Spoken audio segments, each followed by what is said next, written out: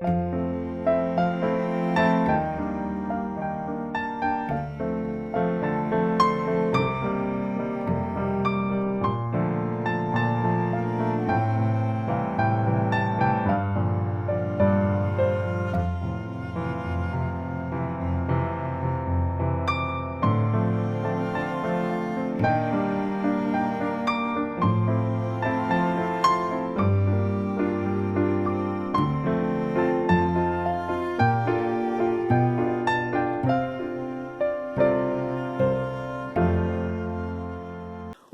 to the Merri Show, our New Year's show, yay! Anyways, 2022 is right around the corner. We really wanted to do the show together today, but unfortunately, we are both shut in. Thumbs down, boo! But we're all still going to have an awesome time. We're going to give you a great show, and we're going to have a lot of fun. Hello everyone. So Merri and I are doing a virtual show today. And so we are doing a very special show, a New Year's show. Goodbye 2021 and welcome the new year 2022. Yay!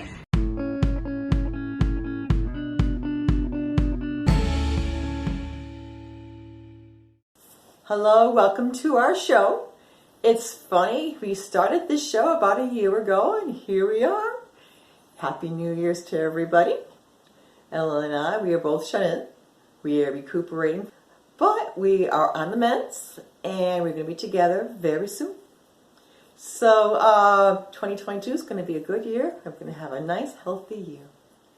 But anyways, let's begin our readings for, of course, the wonderful New Year's Day. January 1st. New Year's Day. Typically, the customs and traditions of New Year's Day involve celebrating with champagne and a variety of different foods. New Year's Day marks a day of newly found happiness and a clean slate. I like that. And for many celebrating New Year's, it is an opportunity to learn from the prior year and make positive changes in their life. A time of rebirth and starting over. And we also have another reading. It's also the Solemnity of Merri. The Solemnity of Merri, Mother of God, honors Merri as Mother of Jesus Christ. Merri is also recalled as Queen of Peace. On this day, which has also been designated as World Day of Peace. This feast is celebrated on January 1st. And this is a prayer to keep God first this year. Dear God, thank you that you make all things new. Thank you for all that you've allowed into our lives this past year. The good along with the hard things, which have reminded us how much we need you and rely on your presence, filling us every single day. And is that true? So, so true. But anyways, today we're going to be doing a couple things. And I think we're going to first starting off talking about the predictions, the upcoming fads for 2022. So let's start.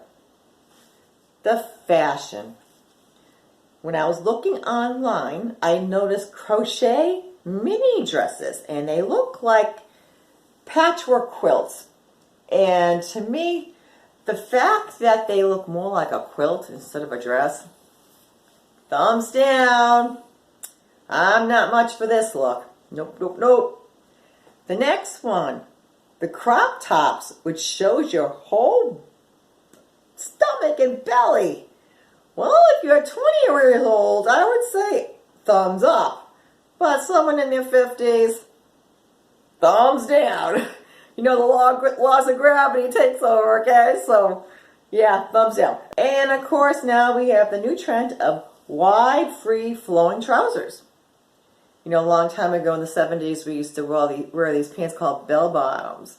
And these aren't going to be as flared as them, but I like them. I give them a thumbs up. Next trend is the hair trends. And the layers, it's going to be layers for fullness and volume. Love it. Thumbs up. All right. And of course we have the blunt collar bone cut. You know, that cute cut that's like right on the chin line. I like that. Thumbs up. My husband probably wouldn't. My husband would probably give it a thumbs down. And of course the soft curve bob, which brings you back to the old Hollywood days. That's very elegant, glamorous. I like that. Thumbs up. All right, weather predictions for 2022. We're in for a chilly winter. At least that's what we're being predicted in the Old Farmer's Almanac. Food trends. Lots of times people, now the newest trend, I actually saw this, they have this at Costco's. It's called the Ultra Urban Farming and Indoor Gardening. A lot of indoor gardening this year. And I sort of like it, so that's going to get a thumbs up from me. And it's basically you can grow herbs and vegetables all year round in special containers inside your house. And it's basically smart and responsible grocery shopping based on proper meal planning. And that's going to become the new normal, which is great. We'll be eating healthier. Plant-based menus will become more popular. I like that, but in a way I do like my protein, you know. So I got, you know, half thumbs up, half thumbs down on that. And also, too, another trend, which I think everybody loves, is childhood favorite foods like macaroni and cheese. Oh, thumbs up. Sloppy Joes. I remember those when I was a kiddo. And Nutella chocolate will continue trending in the future. Well, look at the cute little kitty over here. His name is Ash. He's like Himalayan. Isn't he beautiful? Oh, he's so fluffy. When he walks, he looks like a little lion. Yeah. So anyways, Merri talked about fashion. Because I already listened to Merri's part. She sent it to me. So she talked about fashion. And you know, when it comes to me, if it feels comfortable, I'm going to wear whatever clothing that the clothing industry comes out. Well, I will wear whatever comes out on the market as long as it fits me and it feels comfy. Like this dress feels really comfortable. And so I'm not really picky when it comes to fashion. Whatever fits me, I'm all for it, but it has to feel really comfortable. So one time I got this sweater. It looked so beautiful, but it was just like, it was one of those sweaters that you get too hot and it just like traps into heat or something. And then I couldn't even wear it. It was just like sitting in a closet and I gave it away. I don't know who I gave it away to, but anyway, so, and also Merri talked about makeup and I wanted to let you know that last year when I talked about those zebra eyelashes, I said that was a no-no for me personally, but now that I've been looking at all the women who wear it, they became so popular. I guess I used to looking at those zebra eyelashes and they do look pretty nice, I think. But I would not wear them because they're a little too long for me, but I do like the way they look on other women. So that's a thumbs up for me now. And oh yeah. So there was only a couple times in my whole life, and don't forget I'm 60 now, that I had the eyelashes put on. And my hairdresser's daughter did it. So I had the individual ones, and let me tell you, it took 3 days before I was able to pull them off my eyelids. I think I probably ended up pulling up half of my eyelashes along with it too. And then I had the full set. The full set was pretty good actually, because it was easy to pull it off. After the wedding, I came home and I just kind of went right over here, the corner of my eye, and pulled it out very easily, came out very easily. But the only thing is, when I had it on the whole for like 3 hours, I kept on thinking, oh my God, my eyelids feel so heavy with those eyelashes. But the individual ones were really great. I didn't feel any weight, but it was hard to take them off. And so I just stick to my own natural eyelashes. Just put mascara, 1, 2, 3, 1, 2, 3. As a matter of fact, for one of the shows, I forgot to put my mascara on. It was a Father's Day show that we did.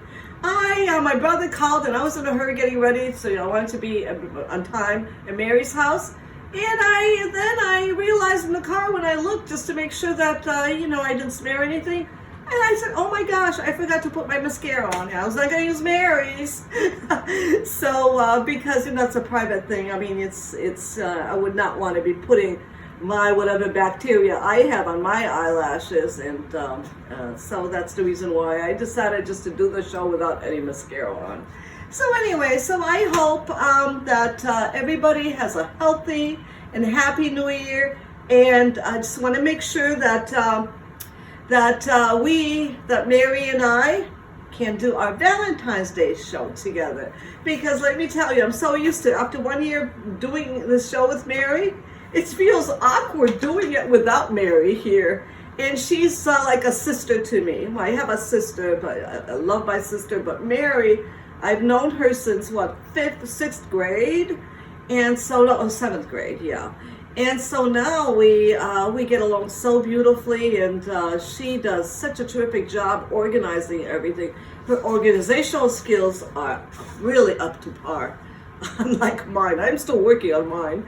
Well, so take care, everybody, and have a great New Year's. Take care. See you next time when we do our Valentine's episode. By the way, we're not doing The Kitchen is Closed for New Year's. Most likely, my husband and I will be going out to eat, probably picking up Mexican food because I love burritos and the pintos and cheese. I love that so much. And Merri loves Chinese food, so chances are that she and her husband will be having their Chinese food delivered. Yeah. So take care, everyone. Another thing we were going to do today was basically do like a Q&A. And one question was best moment of the year. And that was when we made our moves. Both our boys are in their duplexes. And my husband and I were in our ranch. And we're all in the same neighborhood. And it's awesome. And we're happy all this is done. And we have a much simpler, happier life. Thumbs up. The hardest July this year. Well, I would have to say it had to have been doing one of our Merri Ella tapes, and it was during our not our New Year's show, but that was a pretty funny one too. But it was our Valentine's show, and I had this prop in which we were supposed to sing with a flower, and we kept practicing and going over the song. We just could not get it right. And anyways, when we were practicing, we were singing. My flower fell off. All but in the middle of the song, it was like big clunk. And here it was laying on the ground. I mean, you had to been there. In fact, we'll probably have a blooper show in the future, and you'll see how funny this was. But that was probably the hardest I laughed this year. It was hilarious. A day that I like to live over and over this past year was when we went on a family vacation to the beach. I'm such a beach girl, summer gal, and I would just love to keep going to the beach every single day. So I would love to live that day over and over and over again. Okay, the biggest lesson I learned this year, despite what's going on in your life, just be happy. Basically, the best thing I did for someone else this year is I love working for my church. I'm a Eucharistic minister, lector, and I really enjoy doing that, helping out in my church. And I also, the thing that I'm really means a lot to me is we deliver food to the needy. And it just gives you a wonderful feeling. And the best piece of advice that I got this year, well, it's a wonderful priest that I know. And he always tells me, Merri, not to get so stressed in life. And he says, let go, let God. And that's so true because we all get stressed in our lives and we just have to sometimes just let it go. Let God take it. And my favorite holiday moment of the year is basically eating together and talking together with the family and just enjoying.